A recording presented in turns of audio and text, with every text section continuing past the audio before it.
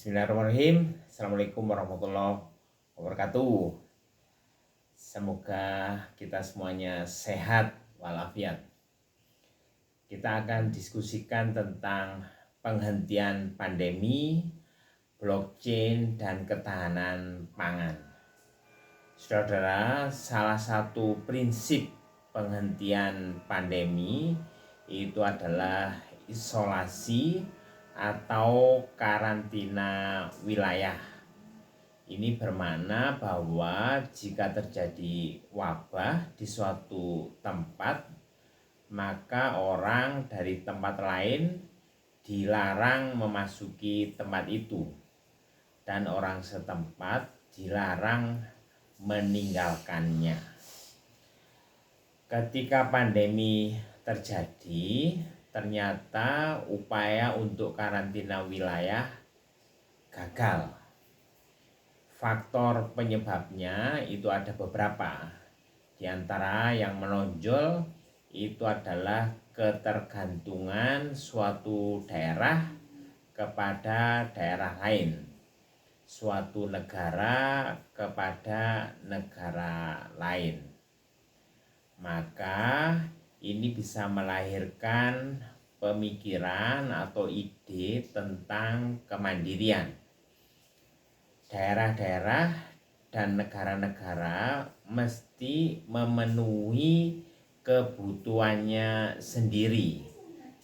Jika mustahil semua kebutuhan, maka setidaknya kebutuhan pokok harus mampu dipenuhi sendiri oleh setiap daerah dan setiap negara.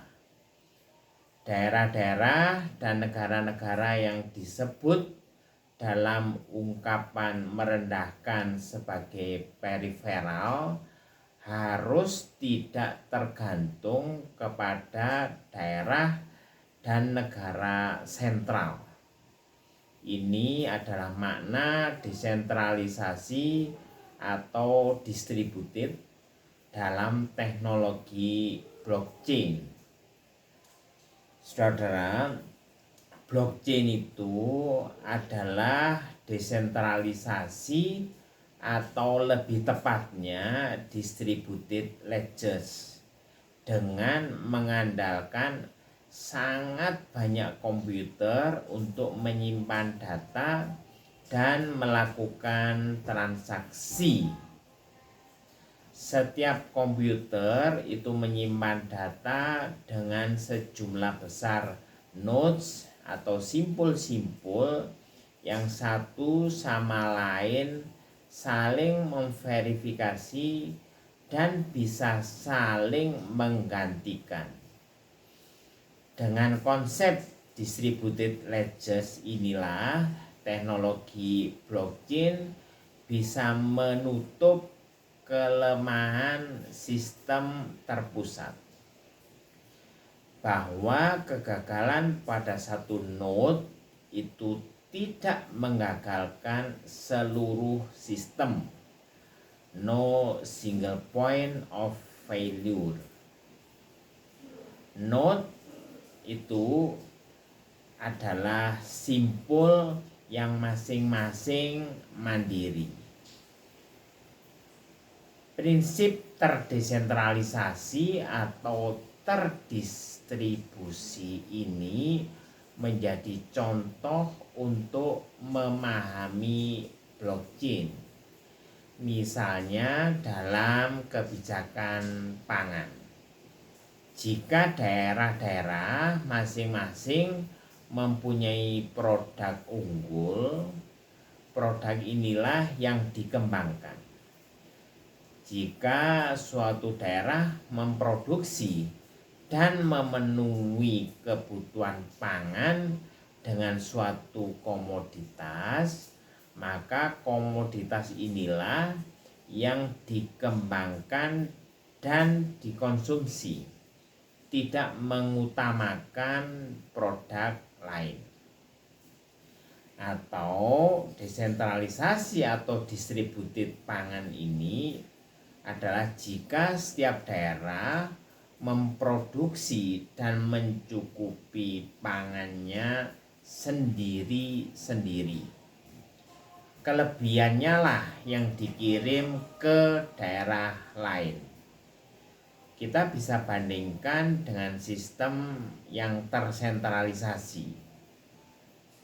Penduduk itu dipengaruhi untuk mengkonsumsi suatu bahan pangan atau suatu pangan yang pangan ini tidak dihasilkannya sendiri. Pangan ini kemudian diseragamkan untuk seluruh wilayah tanpa kecuali. Maka jika ada guncangan meskipun sedikit saja akan mempengaruhi keseluruhan sistem. Dengan kalimat lain, ketahanan pangannya itu rendah.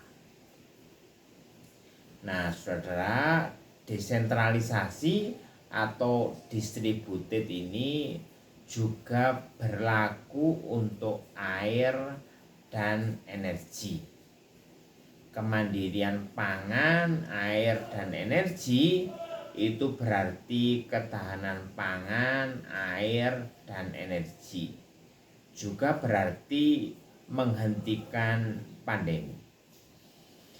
Ada dua lagi sifat penting dari teknologi blockchain, yaitu transparansi dan immutable.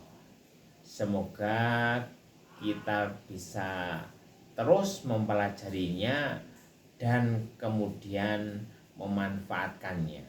Syukur-syukur bisa mengendalikan dan mengarahkan perkembangannya. Wallahu a'lam bishawab. Wassalamualaikum warahmatullahi wabarakatuh.